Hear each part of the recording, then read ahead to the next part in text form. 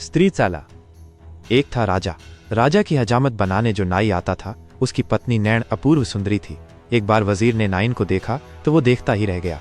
नाई की अनुपस्थिति में उसने राजा से कहा, हे प्रभु, स्त्रियां तो बहुत देखी हैं, लेकिन नैण पर तो आंख टिकाए नहीं टिकती। उसे तो आपकी सेज पर होना चाहिए। राजा तो स्वभाव से ही सामंत वृत्ति का था। श्रवण मात्र से ही वह नारी के रूप वैभव पर मुग्ध हो गया तथा नैण को प्राप्त करने के लिए उसकी लार टपकने लगी। वजीर ने उसे परामर्श दिया, महाराज, नाई को कहीं बाहर भिजवा सकें तो उसकी अनुपस्थिति में नैण को फुसलाया जा सकता है। राजा ने नाई को बुलाकर कहा, मुझे स्त्री चाला की जरूरत है। जहां कहीं से ही संभव हो जाकर तुरंत ले आओ।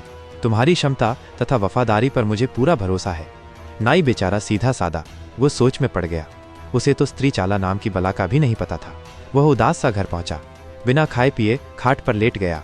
उसकी पत्नी ने पूछा, इतने घबराए हुए क्यों हो? नाई ने रूनी सी सूरत बनाकर कहा, राजा ने मुझे स्त्री चाला लाने का आदेश दिया है, पर मैं उसके बारे में कुछ भी नहीं जानता। व्यर्थ की मुसीबत गले पड़ गई। नैण ने विश्वस्त स्वर में कहा, तुम तो व्यर्थ में स्त्री चाला की चिंता कर रहे हो।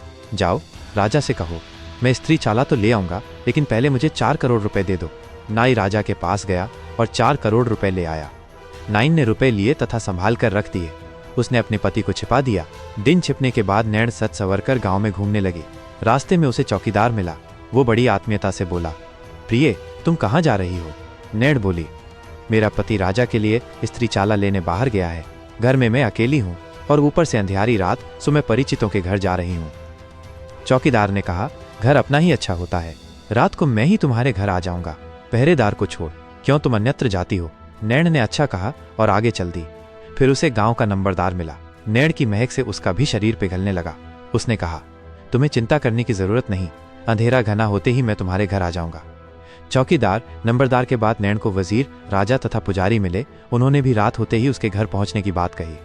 नैण हाँ हाँ करती मन ही मन मुस्कुराती अपने घर लौट आई।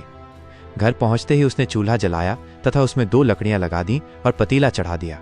सबसे पहले गुनगुनाता हुआ चौकीदार आया।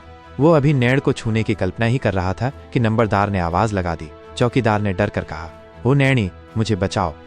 नैण ने उसे उल्टी घघरी पहनाकर दाल पीसने बिठा दिया। नंबरदार के बाद वजीर आया तो नंबरदार ने कहा, ओ नैणी, मुझे बचा, मेरी तो इज्जत खतरे में है।